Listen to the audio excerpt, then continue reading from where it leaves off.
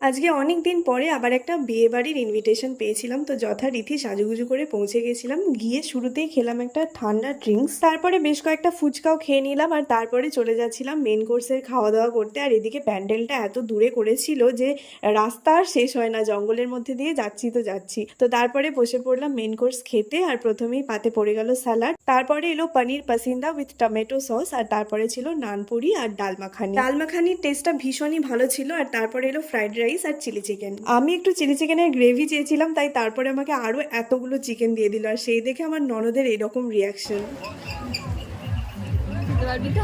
তো যাই হোক, শুরু করলাম খাওয়া, আর তারপরেই চলে এলো সাদা ভাত আর চিকেন কষা। চিকেন কষা টেস্টটাও ভালোই ছিল, কিন্তু আমার কাছে শুধুই সলিড পিস পড়েছিল, তো আমি ভালো করে চিকেনটা খেতে পারছিলাম না। আর তারপরেই চলে এলো চাটনি, তারপর পাঁপড়, মিষ্টিতে ছিল রসগোল্লা, আমি রসগোল্লা নিই, আর ছিল লট চমচম, আর তারপরে শেষে ছিল আইসক্রিম আর পান মশলা।